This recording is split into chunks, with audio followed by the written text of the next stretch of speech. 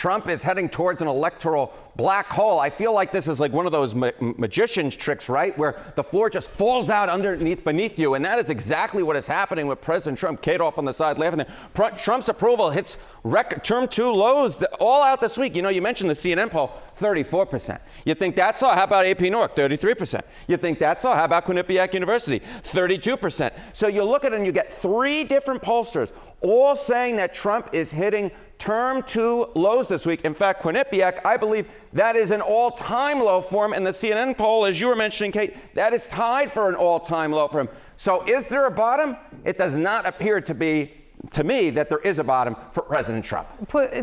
Compare this to history for me, please. Yeah, okay, so we'll compare it to history. Let's compare it to the other presidents who got a term 2 in the 21st century. You could see it right here, and I'm averaging CNN, Quinnipiac, and the AP. Look at this, approval, 21st century presidents. At this point in term 2, you average them out, you average out CNN, Quinnipiac, AP, you get 33% for Trump. Obama wasn't too hot to trot, but he was at least at 41%. How about George W. Bush? The Iraq War was raging on back then during the 2006 electoral cycle. He was still at 38%. Trump is at the lowest of any president at this point in term 2 for a 21st century president. You have to go all the way back to Richard Nixon to find a lower approval rating at this point in term 2. And of course, Richard Nixon was resigning in about a few weeks at this point in 1974. Not the comparison you want to be making if you're Donald John Trump. What is behind his historic low? What's driving it so low? Yeah, what is driving it so low? Well, what was the reason that President Trump got a second term in the White House? It's the economy. We just keep going back to the economy. I feel, you know, like we're on antenna TV. We're playing back the oldies, playing back the repeats. Economic approval. Okay, take a look here. Where's President Trump at this point in term 2? Just 30%. Just 30% approve of the job he's doing on the economy. Obama was at 38%. George W. Bush was at 38%. These guys were doing terribly. But he's doing terrible, terrible, terrible. You know, I'm trying to do my best Charles Barkley here. I can't really do it this early in the morning, but it's just absolutely awful at this point. No wonder President Trump is at historic lows for a term 2 president at this point and matching, if not exceeding, his term 2 low already. It's simply because people are not pleased with the economy, and when you're not pleased with the economy, you get the good old-fashioned boot. Young voters are fed up, and they're taking their anger out on President Trump. We'll start off there. Take a look here. Voters under the age of 50 on Trump. In the fall of 2024, Kamala Harris led in our polling by just 3 points. Look at where Donald Trump is. He was within 3 points of Kamala Harris. Now his net approval rating on the year and the average of CNN polling, look at that, minus 41 points. That is a shift of 38 points away from the President of the United States. He is falling through the floor. If you look at the trend line among voters over the age of 50 or 50 and older, the shift that we've seen amongst them against President Trump is less than half that. In fact, it's under a 15-point shift. So the reason why President Trump is so unpopular at this point is the shift among younger voters, those under the age of 50, your Gen Z, your millennials. They gave President Trump a little bit of a try in 2024. No longer. He is down there, right there underneath the ocean floor. How does that translate to when you're looking at Congress? Yeah, okay. So obviously President Trump is not on the ballot this year. But if you're a Republican in Congress and you think you're going to escape the unpopularity that President Trump has amongst younger voters, you got another thing coming, because just take a look at these shifts. Okay, in the fall of 2024, the choice for House margin, Democrats were leading amongst those under the age of 50 by 4 points. Look at that lead now, though. Look at that lead now. It's more than 4 times that, a double-digit shift. Their lead is now 17 points. Look at those 50 and older. Look at that. Republicans led by 8. They now lead by 6. Basically the same. The reason why Democrats have been able to jump out to this lead in Congress, the reason why that they are likely to take back the U.S. House of Representatives is not older voters. The key game that has shifted here, the key play that has shifted here is younger voters. Those under the age of 50 are taking out their anger, it seems to me, that they have against President Trump. They're going to take it out against Republicans in Congress this fall. This is a titanic type of shift away from the Republican Party and to the Democratic Party. A generally believed predictor, of course, in how things will pan out is the enthusiasm gap, if you will. So the most motivated voters, the people most excited or most, excited to turn out in the midterms, how is this looking? Yeah, younger voters are as excited to turn out for this midterm as I am. Every single morning I appear with you as I bam off the screen, to quote Emeril Lagasse. And these are bam numbers. I mean, look at this. Voters under the age of 50, the choice for the House, among the extremely motivated. You know, you go back to the fall of 2024, Democrats only had a 2-point lead amongst them. Look at this lead now in the 2026 average. It's a 46-point advantage among the voters who are most likely to turn out, because midterm elections have lower turnout than presidential years. The extremely motivated is a very key. That's wild. This is wild. This is a wild shift. Taking the words right out of my mouth. We're talking about a 44-point shift amongst those who are extremely motivated to turn out and vote. These are the types of numbers that blue waves are made of. And if there is a blue wave come November, it will be because of voters under the age of 50, younger voters who gave Republicans and President Trump a try in 2024. They are doing a 180, and they're saying, you know what, we're going back to Team Blue, at least in the polling we see so far. Trump's net approval rating on inflation, our latest CNN poll that has been coming out over the last few days, the net approval minus disapproval, 50 points underwater. I looked back at every single poll before President Trump that asked about inflation and the approval rating of the president. There has never been a president before President Trump who had ratings this bad, at least 50 points underwater. That's an over 50-point shift from where we were before the election, where, of course, President Trump was more trust on inflation than Kamala Harris, which is why he got a second term. Honestly, that is an insane. Have you seen down 50 point anything? No, only on gas prices, which, of course, is part of this equation, right? I mean, as I said, laughably bad. You just don't ever see numbers like this. All right. So when you give us a sense of why they're blaming Trump, I mean, it's kind of obvious. But why? I mean, just take a look at the cost of living direction. On the cost of living, the country is on the wrong track, the right track. Look at this. 70% of Americans say we are on the wrong track when it comes to the cost of living. Even among Republicans, even among Donald Trump's own party that sticks with him through thick and thin, the plurality, 50% of Republicans say we're on the wrong track when it comes to the cost of living. Just 38% say the right track. No wonder that President Trump is putting up historic numbers in the wrong direction when it comes to inflation. So what does this tell us about whether the prediction markets think that this is going to lead to an inflation hike by the Fed? Okay, so I think there are two things that are going on here. I'm going to give you a little bit more information, and then we're going to do the Fed hike. Take a look here. I mean, just take a look when it comes to, lowering prices. Trump's focused too little on lowering prices. We're talking about 78%. 78% of Americans overall don't think he's focused enough. No wonder his numbers are so low. Even among Republicans, it's 58%. It was just 48% where we were at the beginning of Trump's presidency. So among Republicans, we've crossed the 50% threshold. Overall, it was already 2 and 3. Now it's about 4 and 5. And of course, this is the key question, right? Will there in fact be a Fed hike when it comes to interest rates, which of course would be a sign that they think inflation is bad? The chance that the Fed raises interest rates in 2026, you go back to February 28th, it was just a 13% chance. Look at where we are now this year, a 64% chance that the Fed does in fact raise those interest rates, which is a sign that they're worried about inflation, just like the American people are, at least according to the Cauchy prediction market. Yeah, he's being a little, the Fed chairman is being a little bit different from other Fed chairmen. He's a little mysterious. A little vague, which is something I never am. And these numbers certainly are not. Minus 50 points.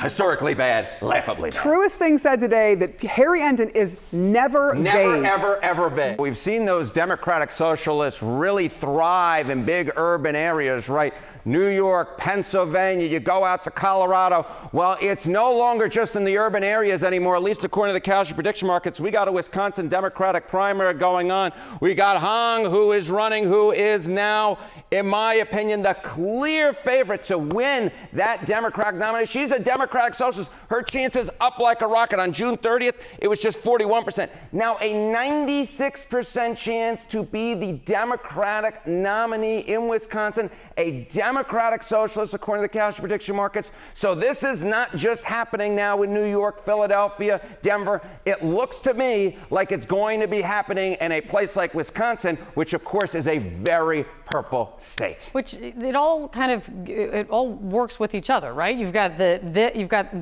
the wins in various places. You've got this chance of winning here in Wisconsin. You have the polling then on how many people identify as Democratic Socialists. It seems just like there are wins for Democratic Socialists all over the place. What do you see in it? Yeah, what do I see? I think there's this idea perhaps in Democratic circles, oh, they're coming in from the outside. No. The call is coming from inside the House. It's your own voters. I mean, just take a look here. Voters identifying as Democratic Socialists. When you look at self-identified Democrats, and we're talking about voters, we're talking about 41%. 41% of self-identified Democratic voters. It's not coming from outside the tent because just 20% of Dem-leaning independents actually identify as Democratic Socialists. These are Democratic voters. These are people who voted for Kamala Harris. These are people now where we're talking about a little bit more than 2 in 5 Democratic voters who identify as Democratic Socialists. And are they voting? Like, what about turnout? Yeah, what about turnout? Motivated to vote. Just take a look here. Okay, Dem-leaning voters voting in 2026, extremely motivated. 66% of Democratic Socialists, self-identified, say they're extremely motivated to turn out and vote. That is higher than the 57% of all others of Dem and Democratic-leaning voters. So these are people who turned out in 2024, and they are extremely motivated to turn out in 2026. These are regular voters. They come from inside the tent. These are not infiltrators. These are Democrats who've been voting Democratic for a long period of time. And this isn't just about a label, you think, either. No, it's not just about a label. Just take a look nationally. Okay, net favorable among Democratic voters. Zohran Mamdani, I'm not sure there's a better known Democratic Socialist nationwide besides Bernie Sanders, plus 56 points. Look at that. Chuck Schumer at just plus 14 points. Democratic socialism is the name of the game right now in Democratic primaries. And you see, Zohran Mamdani, quite popular, especially compared to Chuck Schumer. You would think that Democrats would be able to take advantage and be dominating Republicans when it comes to who is trusted to handle the Iran war. That, simply put, is not the case at all. I mean, these numbers are quite surprising. Trust Dems or Republicans on Iran. According to CNBC earlier this month, you'd think, okay, that's one poll. The Republicans trusted by 2 points. But then CBS News comes out yesterday, and what do you see? You see the exact same thing. Trump and the Republicans take the cake. They are trusted by 2 points on Iran. Now, one poll is one thing, but you put the two of them together, and you can see that the American people, simply put, are not buying what Democrats are selling on Iran. They still trust Republicans more, even if you look at President Trump's approval ratings on the subject, and they're negative too, but yet Republicans and Trump still more trusted than Democrats are in Iran. Has there been any change over time? No, and this is even more surprising, right? You might think, okay, as the war has gone on and on and on, you might think, hey, the Democrats would be gaining ground in terms of trust that the American people would give them on Iran. If anything, it's the opposite. It's the opposite. Trust Democrats or Republicans more in Iran.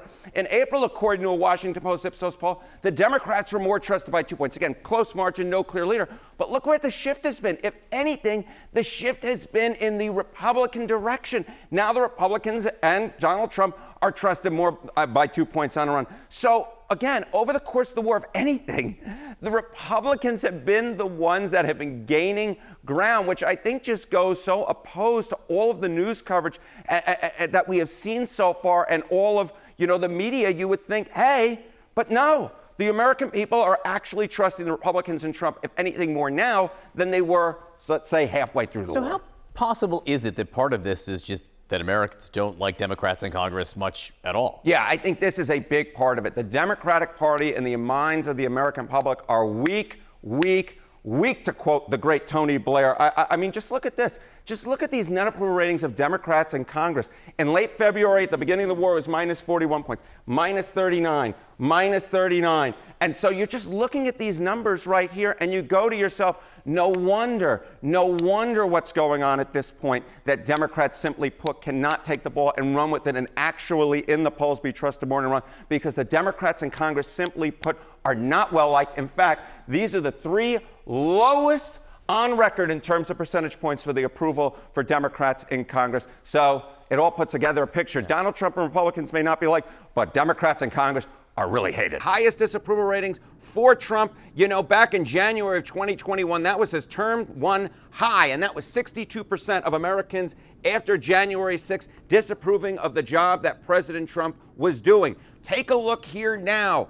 The latest poll, 66%, 2 in 3 Americans disapprove of the job that President Trump is doing. That is the highest ever recorded by CNN for President Trump in either of his 2 terms, and more than that, independents are the name of the game. And get this, my little note to me right here, 76% of independents disapprove of the job that President Trump is doing. As I said, breaking records in all the wrong ways. Now, it's not just President Trump in terms of breaking records when we compare him to himself. What about bringing other presidents into the equation? Well, take a look here. Okay, disapprove of job in CNN polls at this point in term number 2. We mentioned President Trump, 66% of Americans disapprove of the job that he is doing. Well, for Barack Obama at this point in term number 2, it was just 55%. George W. Bush, who was really struggling at this point as the Iraq War wore on back in 2006, get this, 59% of Americans disapproved of the job that he was doing. So President Trump, we can say at this point, has the highest disapproval rating of any American president this century at this point in term number 2. Now, President Trump's ratings are obviously quite poor, but is there any optimism for the future from Americans? In a word, Max, no, there isn't. Take a look here. Okay, feelings about rest of Trump's term number 2. Well, back in December of 2024, just before he took office, look at this. Most Americans were enthusiastic or optimistic about term number 2 for President Trump. The majority were, 52%. 48% said they were pessimistic or afraid. Look at that pessimistic or afraid number.